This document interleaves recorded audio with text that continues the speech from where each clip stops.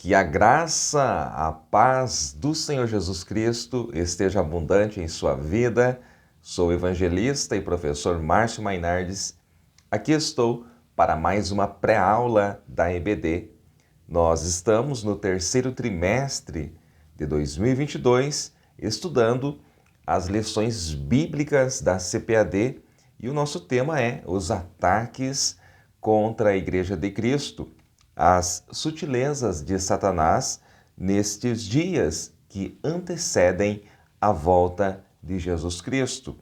E nós estamos chegando na lição de número 3, olha só, uma lição polêmica, não é tão fácil de trabalhar, mas este sim é um dos ataques, é mais um dos ataques de Satanás neste tempo final da igreja.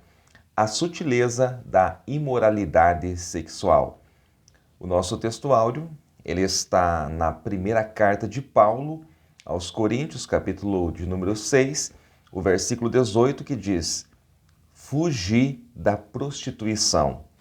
Todo pecado que o homem comete é fora do corpo, mas o que se prostitui peca contra o seu próprio corpo.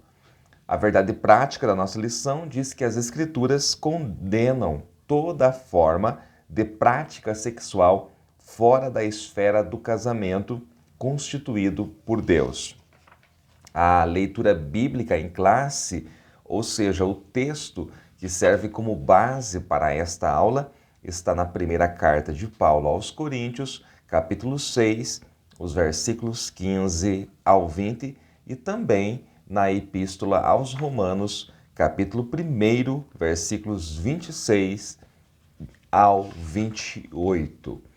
A sutileza da imoralidade sexual. Antes de nós entrarmos neste tema, se você está conhecendo o nosso canal agora, seja muito bem-vindo, inscreva-se neste canal, deixe o seu like, deixe o seu comentário, e eu só tenho a agradecer aos irmãos de todo o Brasil e fora do Brasil que sempre estão nos acompanhando, deixando aqui o seu comentário, nos comunicando da importância que estas pré-aulas têm para vocês. Isto é muito importante para nós, que Deus os recompense ricamente.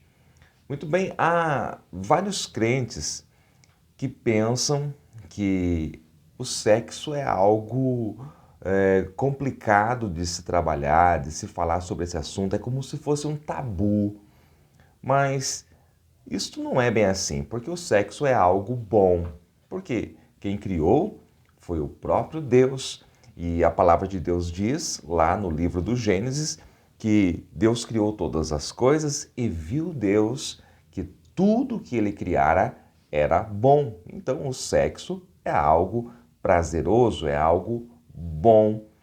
O grande problema que surge, o pecado inserido nisso, é quando o homem, o ser caído, ele acaba desvirtuando aquilo que Deus criou e fazendo de outra forma, de forma contrária àquilo que o próprio Deus, o próprio Criador ensinou e ordenou. Mas o sexo é algo maravilhoso criado pelo Senhor Deus. Agora, hoje nós vamos falar de imoralidade sexual. A primeira palavra que você precisa definir logo no início da sua aula é a palavra imoralidade. Imoralidade pode ser sinônimo de indecência, de depravação, despudor, de libertinagem, de devassidão e de desonestidade. São palavras sinônimas para imoralidade.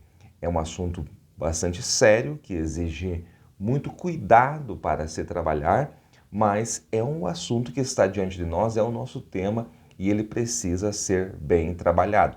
É claro que quem vai ensinar, o professor que vai ensinar esta lição, ele precisa ter uma condição ética e moral para estar diante da sua classe e abordar este assunto tão sério. Porque imoralidade fala de indecência, fala de libertinagem, devassidão E então o professor, o ministro da palavra, o professor, a professora que estiver diante da sua classe, ele precisa sim ter estas condições éticas e morais para tratar abertamente deste assunto. A nossa lição ela se divide em 3 tópicos e o primeiro tópico já começa falando a respeito da revolução sexual. Professor Márcio, o que é isso? A revolução sexual está definida no primeiro tópico da sua lição. Foi um desafio aos códigos tradicionais de comportamento relacionados à sexualidade. Então, o Ocidente, ele sempre caminhou no sentido da cultura judaica cristã, uma cultura baseada na palavra de Deus, por mais que a maioria das pessoas não fosse evangélicas, a cultura que se viveu aqui no Ocidente, não somente no Brasil, até a década de 50, é uma cultura baseada no paradigma judaico-cristã, conforme está aí no primeiro tópico da sua lição. Aí o que acontece a partir de 1960, conforme o nosso autor coloca aqui?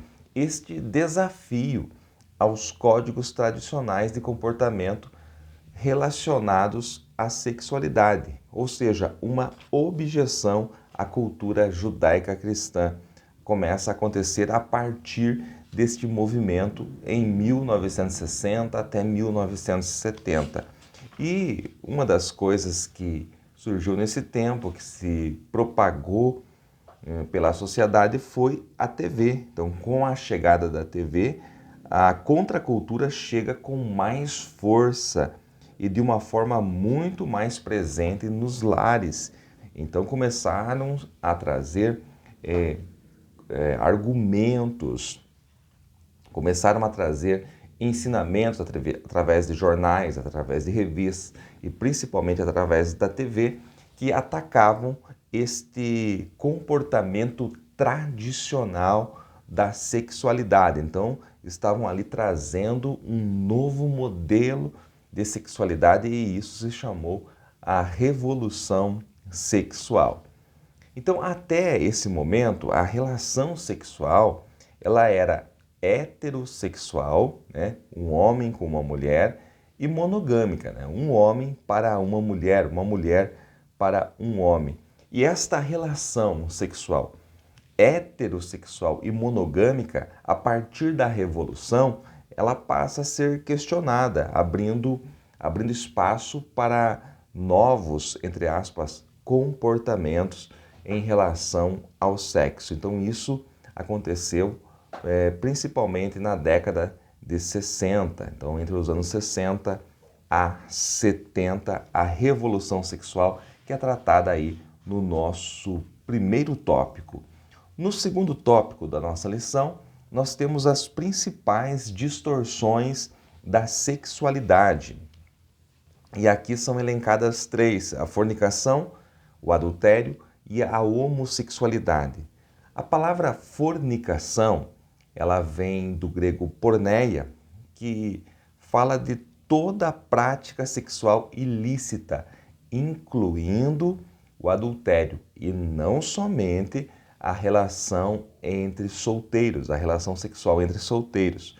É interessante que você olhe então para o primeiro subtópico do segundo tópico da sua lição, leia com bastante atenção para que você entenda isso, porque no contexto evangélico, o termo fornicação passou a ser entendido como uma prática não aceita e reprovável de sexo antes do casamento realizadas por pessoas solteiras. Mas o nosso comentarista aqui, o pastor José Gonçalves, que estuda muito aí os originais, ele deixa claro a seguir que o termo porneia é bem mais abrangente. Essa palavra porneia é que dá origem às palavras como pornô, pornografia, né? Vem desta palavra porneia e se refere a toda a prática sexual ilícita e não somente a relação entre solteiros. Então, a questão de fornicação ser utilizada para falar da relação sexual entre pessoas solteiras,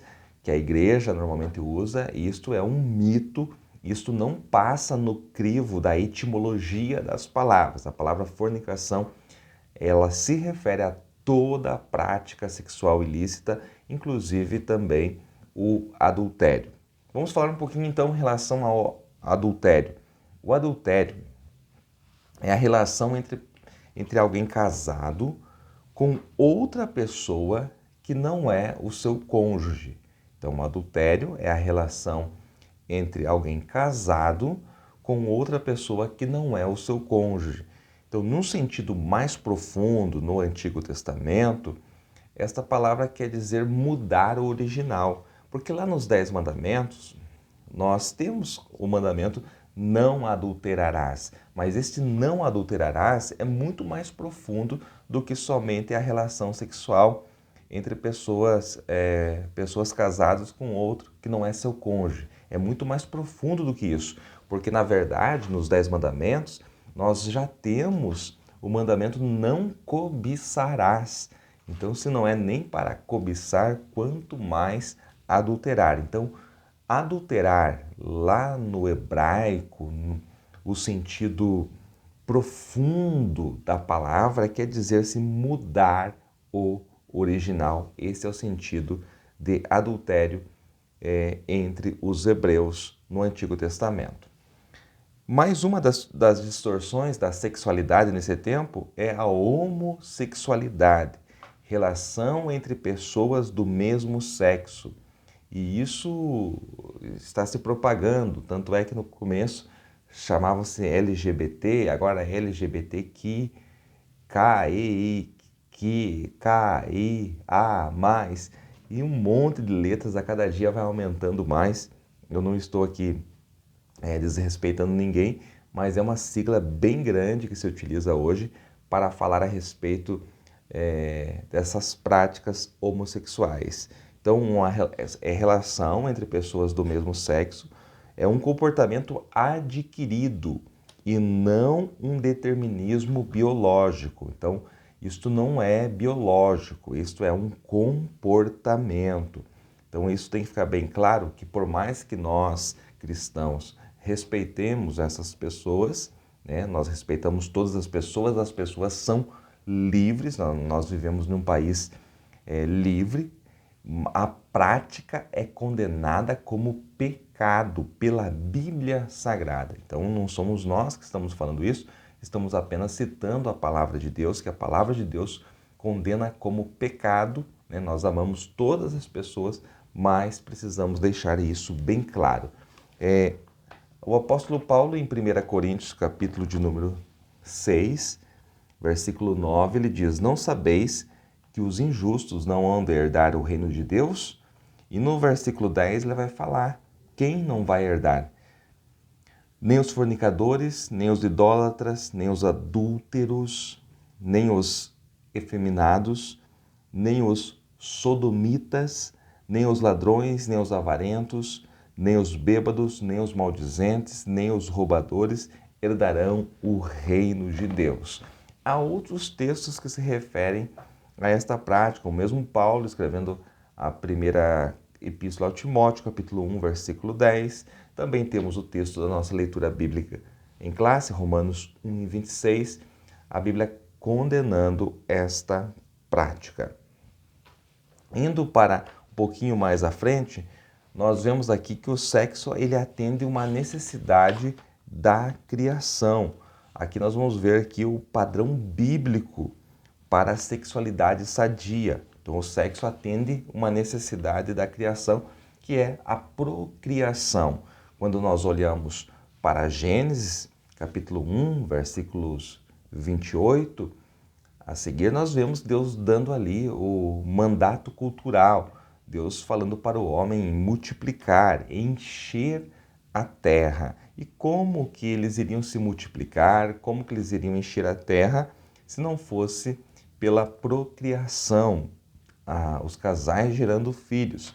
Então o sexo atende esta necessidade da criação, que é a procriação, que é o aumento da raça humana. Mas o sexo, ele também existe como complementação e satisfação. O casal, ele é completo com uma vida sexual saudável. Jamais o sexo deve ser um fardo, nosso comentarista fala isso, e sim um prazer, porque se a relação para o casal for um fardo é porque algo está errado, deve ser sim um prazer. E é citado Provérbios de Salomão 5, versículos 18 e 19, olha só o que diz esse texto: seja bendito o teu manancial e alegra-te com a mulher da tua mocidade.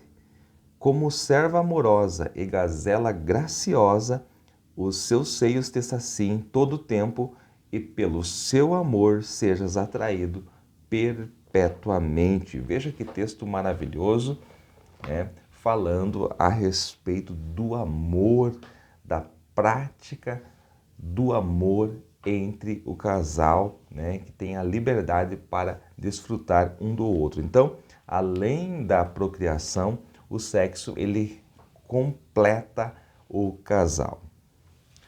Com relação à homossexualidade, a igreja ela não pode rejeitar ou desprezar homossexuais. Há muita gente ignorante nessa parte, que ao pensar em condenar a prática, acaba condenando a pessoa. Então a igreja não pode rejeitar nem desprezar os homossexuais, precisamos sim recebê-los com atenção, com carinho, falando a verdade. Pois o Evangelho ele é poderoso, o Evangelho é poderoso para transformar vidas. Aliás, nós também fomos transformados da nossa vã maneira de viver. Então o Evangelho ele transforma todo ser humano em nova criatura, portanto nós devemos respeitar todas as pessoas, mas sempre anunciar a verdade do Evangelho. Falando um pouquinho, para encerrar esta pré-aula, a respeito do nosso texto bíblico, texto esse que está, o primeiro deles em 1 Coríntios capítulo 6, versículos 15 ao 20, ele diz aqui: não sabeis vós que os vossos corpos são membros de Cristo? Então nós aprendemos aqui que membros de um corpo não devem se unir a outro corpo, porque Paulo faz esta pergunta aqui, Tomarei, pois, os membros de Cristo e falo-eis membros de uma meretriz? E ele responde: não, por certo. Ou não sabeis que o que se ajunta com uma meretriz faz-se um corpo com ela? Então, membros de um corpo não podem se unir a outro corpo. Nós somos membros do corpo de Cristo. Então, nós precisamos estar unidos com Cristo. E o versículo 17 diz: mas o que se ajunta com o Senhor é um mesmo Espírito. Então, nós temos um relacionamento com o Senhor e o sexo para desfrutarmos dentro do casamento. É importante nós lembrarmos aqui que somos casa, que somos a habitação do Espírito, conforme está no versículo 19, e somos propriedade de Cristo, que nos comprou com o seu sangue, conforme o versículo de número 20. Alguém pode dizer: mas professor Márcio, por que o apóstolo Paulo dá estas recomendações aqui? Isso é óbvio dentro da cultura que nós vivemos, mas é importante nós entendermos que na cidade de Corinto havia toda espécie de depravação sexual, e as pessoas que estavam fazendo parte da igreja agora, que haviam aceitado Jesus como seu Salvador, vieram desta vida e estavam inseridos nessa cidade, que era uma cidade totalmente depravada. Por isso, a necessidade do apóstolo Paulo trazer estes ensinos. O mesmo Paulo, escrevendo aos Romanos, capítulo 1, versículos 26 a 28, ele deixa bem claro que a inversão da ordem que Deus criou, esta inversão das coisas, ela não é algo de hoje, ela é algo muito antigo. desde os dias do Antigo Testamento, já nos dias de Sodoma. Lembra? Quando os anjos de Deus, quando Deus, o próprio Senhor, numa teofania, veio ali para tirar Ló de Sodoma, os homens queriam conhecer, queriam ter relações com aqueles varões que chegaram de fora. Veja a prática de Sodoma. Então, desde os dias de Sodoma, já existiam essas práticas e Deus os entregou aos frutos maléficos de suas atitudes, como eles rejeitaram ao Senhor. Quem rejeita o Senhor, rejeita o seu conhecimento, rejeita os seus preceitos, Deus o entrega aos frutos maléficos de suas próprias atitudes.